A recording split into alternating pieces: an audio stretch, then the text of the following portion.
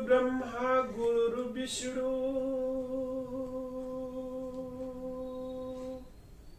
गुरुर्देव महेश्वर गुरुर् साक्षात् परब्रह्म तस्मै श्री गुरुवे नमः।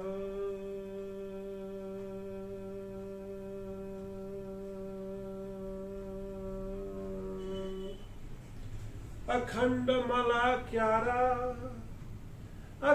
मलाकारा व्यापिन येन चराचरम्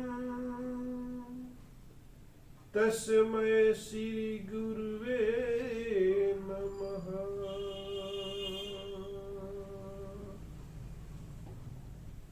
तो आज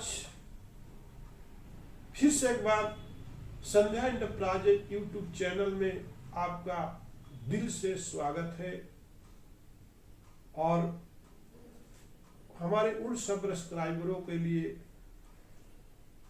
मैं शुक्रगुजार हूं जिन्होंने एक मामूली सा इंसान पर फेथ किया और इनके स्पीच पे, इनके मोटिवेशन क्लासेस को दिल से स्वीकार किया है।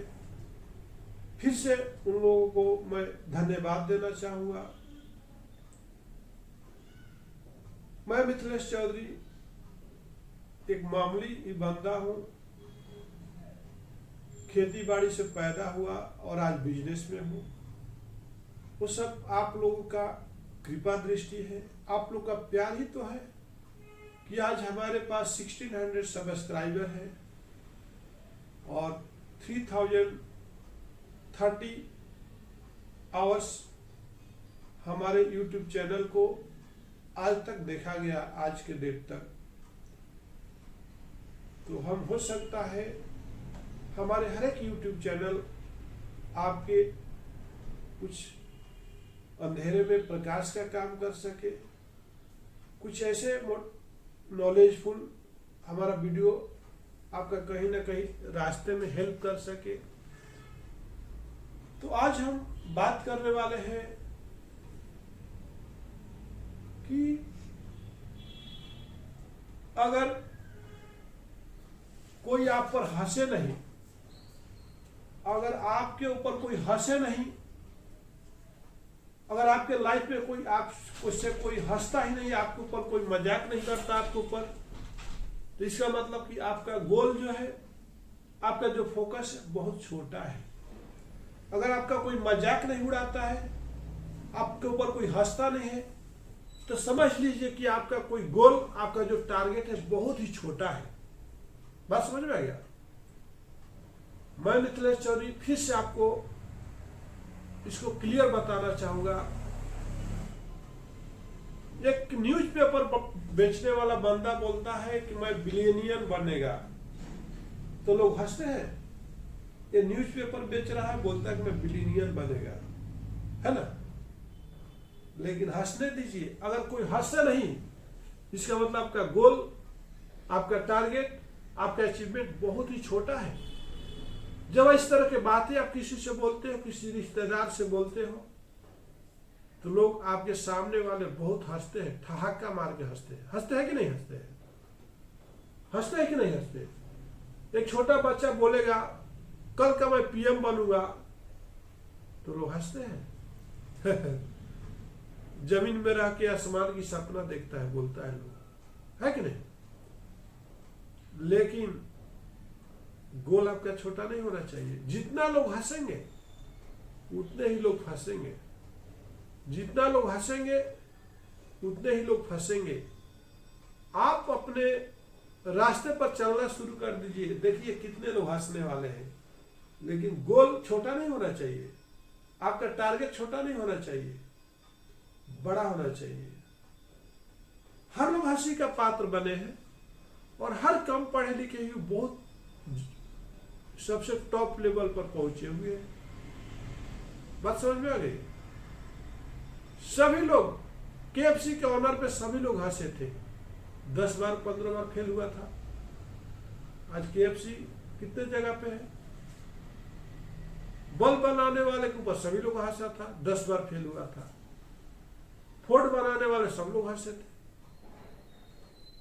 तो हंसना दीजिए, लेकिन आप अपने, कोई आपका मजाक उड़ाता है, कोई आपके ऊपर हंसता है, आपका फटा हुआ कपड़ा देख के हंसता है, जिंदगी सादगी से रहते हो हंसता है, तो आपके किस्मत पर नहीं हंस रहा है, वो अपने ऊपर किस्मत पर हंस रहा है।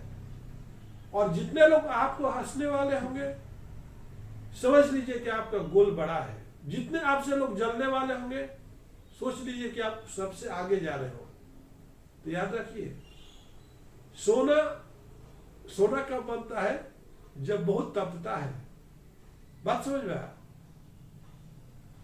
और आग जब कब लगती है? जब धुआं निकलता है। क्या होता है? आग जलने से पहले क्या होती है? धुआं निकलता है। तो समझ लीजिए कि जब धुआं निकलने लगे तो सोच लीजिए कि आग जलने वाली है। अगर लोग जलने लगे, अगर आपसे लोग जलने लगे, तो सुनिए कि आप सोना बनने वाले हो। तो सोना हासिल करने के लिए, सोना अगर चाहते हो तो सोना बंद करना होगा। सोना चाहते हो तो सोना बंद करना होगा। ज्यादा सोइए मत। जिंदगी में तबाहियों से, भूकंप से, आंधी से, तूफान से, आपसे जलने वालों से, आपके ऊपर हंसने वालों से, उनका बिल्कुल मत परवाह कीजिए।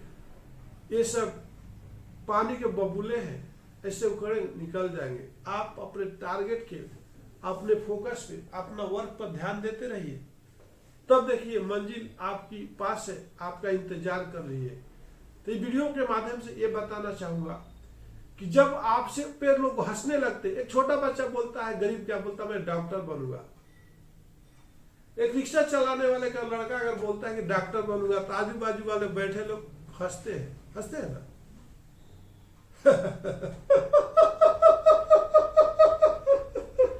खिलिया उड़ाते हैं यार।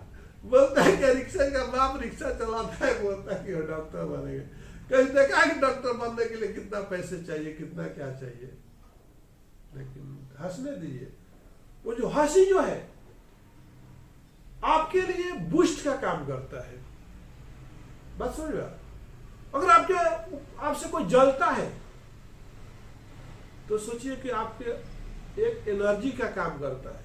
बात समझ रहा? जितना आपके साथ जलने वाले पैदा होंगे, आपके पड़ोसी, आपके भाई, आपके बंधु, रिश्तेदार, तो सोच लीजिए कि आपको एक एनर्जी दे रहे हैं और थोड़ा पेट्रोल डाल रहे हैं।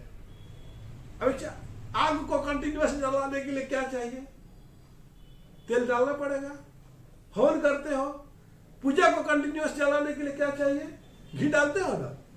तो समझ लीजिए कि आपका जो आग बुझने के काम नहीं कर रहे। अगर कोई आपसे जलता है तो आपको और प्रज्वलित कर रहा है, आपको और जो आग दीपक को जलाने में हेल्प कर रहा है, थोड़ा थोड़ा तेल डाल रहा है, तो इसे घबराई नहीं।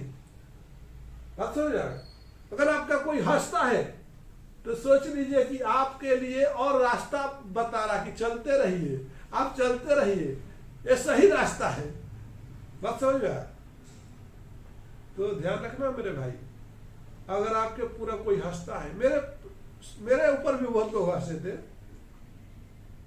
मेरे ऊपर भी लोग हंसे थे जब मेरे पास पैसे नहीं था। मेरे पास केवल 40,000 रुपया ही था जब बिजनेस स्टार्ट किया था। तो मेरे ही भाई, रिश्तेदार, मेरे चाची, मेरी बड़ी अम्मी के परिवार, मेरे भाभी तक भी मेरे ऊपर हंसे थे।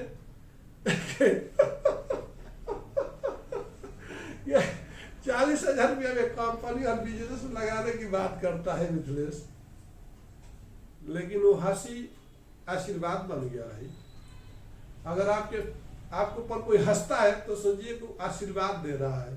अगर कोई आपसे जलता है तो सोचिए कि आपके गाड़ी में डीजल कम हो गया है और वो डीजल डाल दिया, पेट्रोल कम हो गया, पेट्रोल डाल दिया। तो ये सब का परवाह मत कीजिए। जिंदगी उसी का नाम है जिसके पास गोल हो,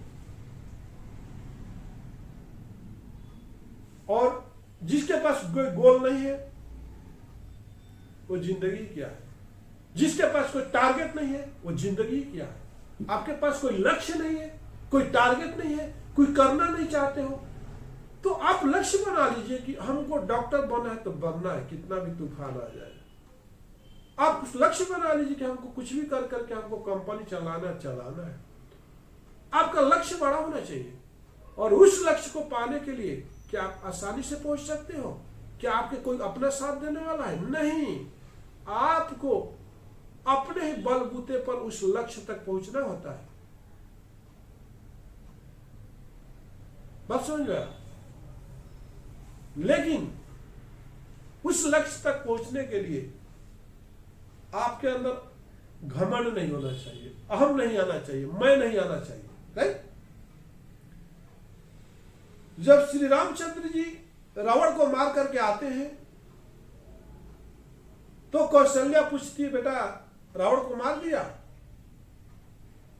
बोली, मैंने नहीं मारा, मैं मार दिया। कौन मार दिया? श्री रामचंद्र बोलते हैं कि मैंने नहीं मारा, मैं मार दिया। बस समझ में? मैडम, कौन मार दिया? और वो नहीं मारा गया, उसको मैं मार दिया। उतने उसका नुकसान होने के बाद भी थोड़ा सा झुक जाता, माफी मांग लेता श्री रामचंद्र, समझौता कर लेता। लेकिन नहीं, न वो समझौता करने के लिए रेडी हुआ, न मैं आई, अहम, घमंड, ईगो, यही हमारे सर्वनाश का कारण है। और हर जिस आदमी के ऊपर मैं हावी हो गया, उसका घमंड हावी हो गया, तो उसका तो भैया दुनिया प्रतिकार करेगी और उसका विध्वंस होना निश्चित है। इसलिए हम बोलिए, मैं मत बोलिए, हम जो भी काम कीजिए सबको लेके चलिए। हम कभी भी जीतता है और मैं कभी भी हार जाता है। नमस्कार, धन्यवाद।